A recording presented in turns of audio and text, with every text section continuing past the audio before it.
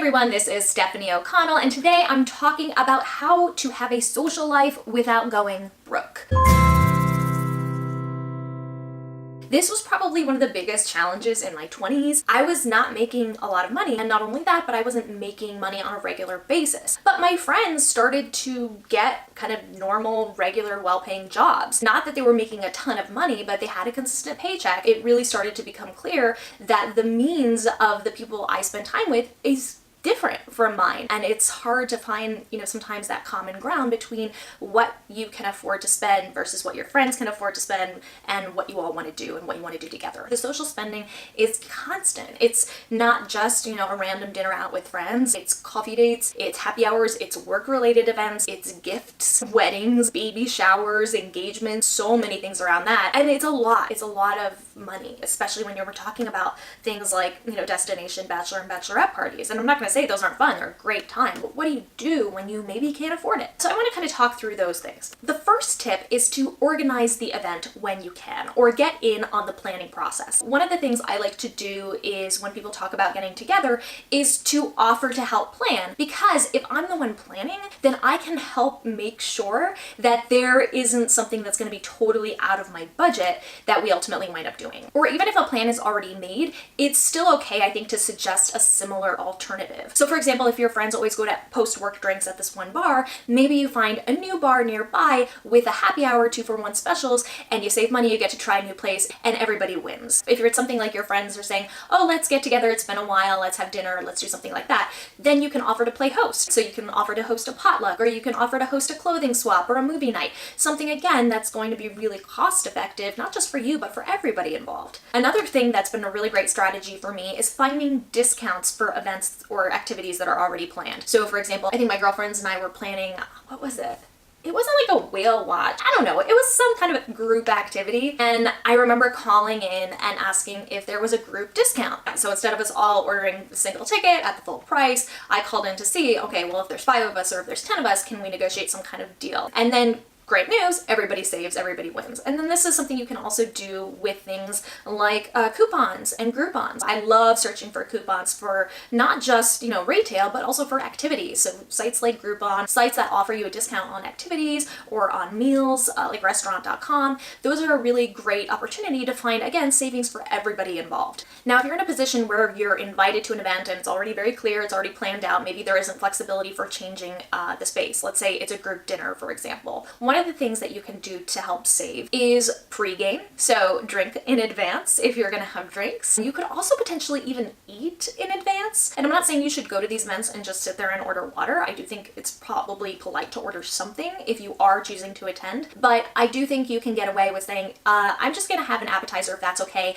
I'll Venmo you $10 or $20, or you can put in cash. Thankfully, we had these apps like Cash and Venmo that allow you to now pay people. This was not really a thing when I was in my early 20s. It was always that stress of like splitting the bill and the credit cards and the cash. But now with the apps, it's so much easier. So that's something you can really take advantage of. The other thing you can do is really just communicate clearly your boundaries. So saying things like, I'm probably just gonna grab an appetizer. Is it okay if I Venmo you $10? That is a way that you can still be a part of the meal, contribute to the meal, pay your fair share, but also not do so in a way that's kind of being judgmental of friends who might be ordering more. You don't want to put people in a position where they feel bad about having more, and you also want to put yourself in a position where you don't feel bad about not contributing and being part of it. So that's a really great way to do it, is to set those expectations in advance. That said, if you're in a position where you start earning more money and you can afford to, I think it's nice to split the bill evenly if your friends decide to do that. I totally have been in that position where I've had to speak up and say, listen, I just got an appetizer, or I just got this one entree when everybody else got the appetizers and the entree and the dessert and the drink. And I've had to kind of like raise my hand and say, is it okay if I just pay for my fair share? Because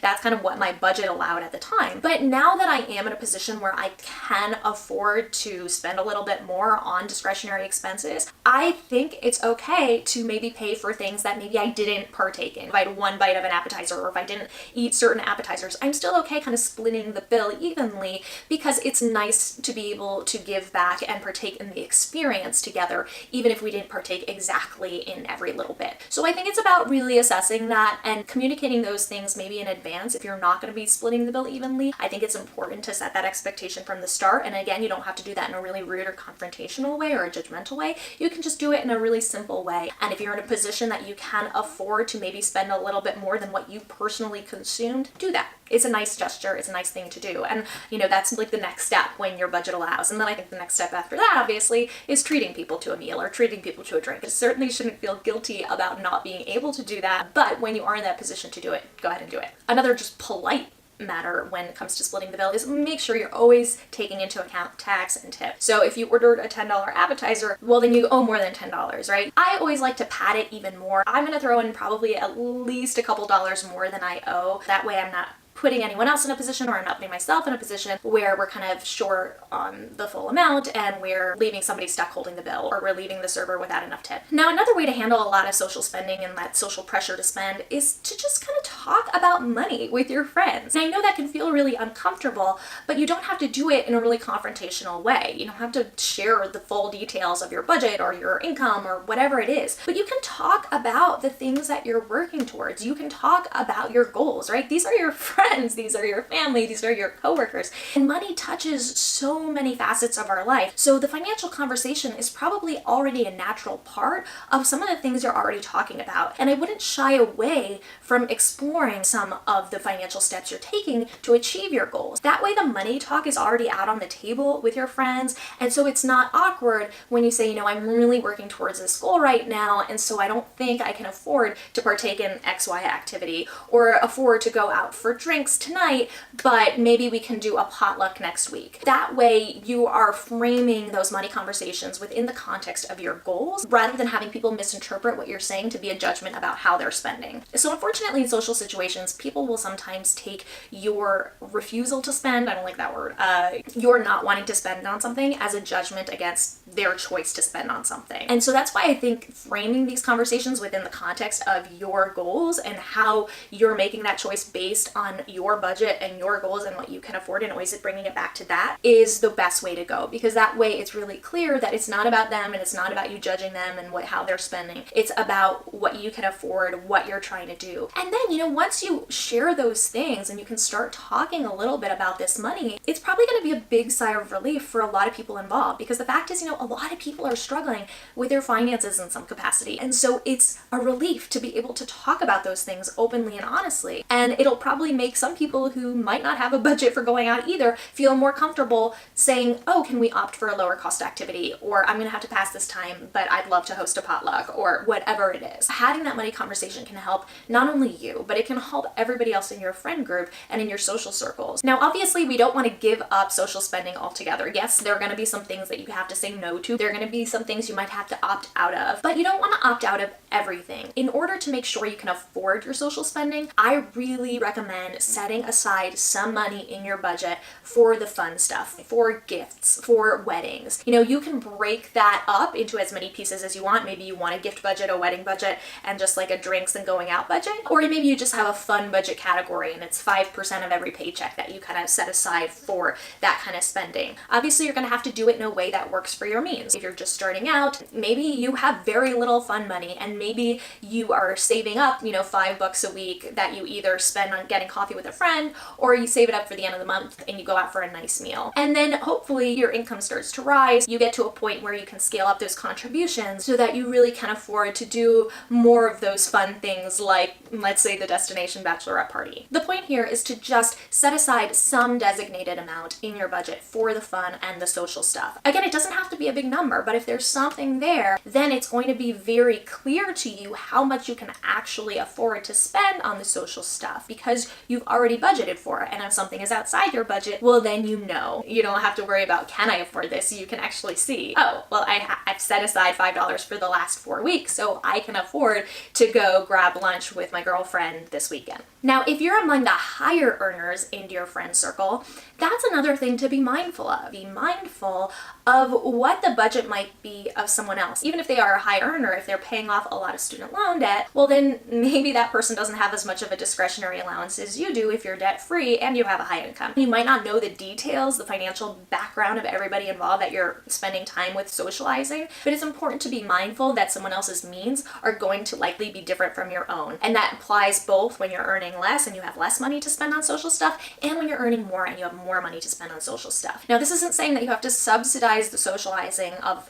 everybody else, right, when you have more money, not at all. But it's really important to really consider whether it's the activity that's the priority or the person you're spending time with that's the priority. And it's not to say that, one is more important than the other, and it's probably going to shift around. So sometimes it's really just about spending time with the person. And in that case, you really want to figure out something that you can do together that works for both of you financially. Now, if it is the activity that's more important, and sometimes, it might be, and that's totally okay. Let's say you got concert tickets or you're going to a music festival. In that case, it's really about the activity, and maybe you do want to go with a friend, but maybe that friend can't afford it. And so in that case, it's okay. You don't have to subsidize your friend, but you also have to be okay with them saying they can't go. For things like a girlfriend's weekend away, especially if it's something around a wedding activity, we have these big blowouts happening now. People are going away for a week for, a bachelorette party. And that's so great. I go to plenty of those and I absolutely love those. But I'm also in a position right now where I can afford it. And that wasn't always true. And now that I'm a bride, I'm thinking about it not just from my perspective of what I want to do, but,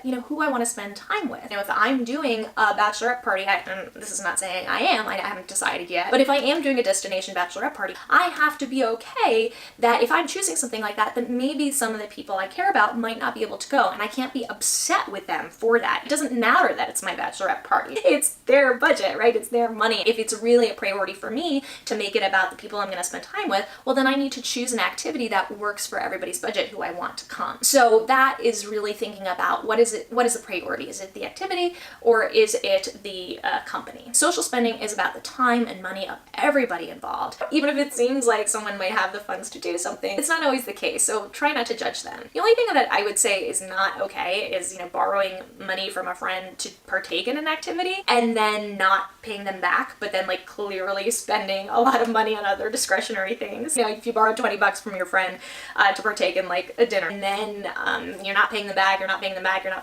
but then you're going to this other birthday dinner and this other birthday dinner, and that's a little shady. I try not to be judgmental about most things when it comes to money because we don't know what's going on with people, but just be a good friend. If you can't afford to do something, don't borrow money from someone that you say you're gonna pay back and then not do it. Either don't partake or hack it or something else. And then if someone decides to just give you the money to do something, okay, that's fine, be gracious, but don't be shady about it. Okay, so what do I got here? I am looking at a study from Credit Karma. Study found that nearly 40% of millennials have spent money they didn't have and have gone into debt to keep up with their peers.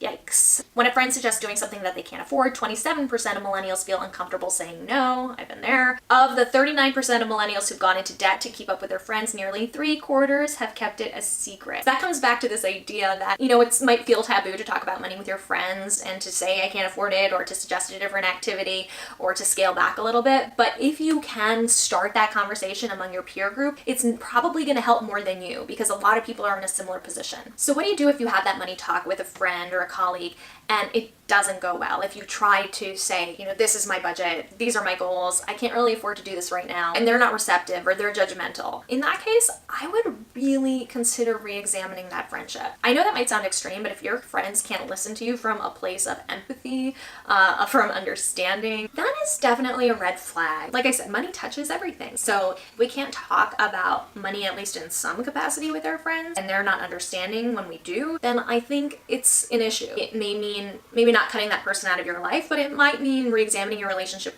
to them and maybe limiting exposure to them in situations where you would have to spend. The other thing you can do is find people in your life who are willing to have those conversations with you and who are understanding. Spend more time with them and seek out more people like them. There are a lot of money positive people in the world, and if you surround yourself with those people, or even just with the people who are willing to have honest conversations with you, not just about money but about anything, those are going to be the kind of people who add real value to your life. I think the biggest thing is that it's just okay to communicate your reality with people. It's okay to communicate your boundaries, your limitations, your goals, right? And it's okay to say no. It's okay to gracefully opt out. I know it sometimes doesn't feel like you can do that, but you can always do that. And you can be honest about why. You don't have to just be like, I can't go because of the scheduling thing. Sometimes you might choose to do that, but it is nice to be able to be honest because then you're laying an expectation that you are conscious of your budget, that's important to you, your goals are important to you. And that doesn't mean that your social relationships are not important to you, but it does mean that you want to partake in those social relationships in a way that works for your budget. And one of the things you can do is always present an alternative when you opt out, right? You're like, I can't make it this time, but I would love to have you over for a bottle of wine and, Netflix. So you can always offer that alternative, because then you're showing that the relationship is still really important to you, but maybe you need to do it in a way that works for your finances, and that's okay. So if you have any situations in which you've kind of like hacked a social expense, or you have any strategies for having those conversations or opting out or saying I can't afford to do something in a way that, doesn't offend, then let me know in the comments. It's always good to have more and more strategies, ways of approaching these conversations. I know it can get uncomfortable. And if you got something useful out of it, I hope you'll share. If you know someone who could use a little bit more help saying no when they feel pressure to spend, share this video with them. Share it on social media. And if you like the video, please hit the thumbs up button, subscribe, and I will catch you next time.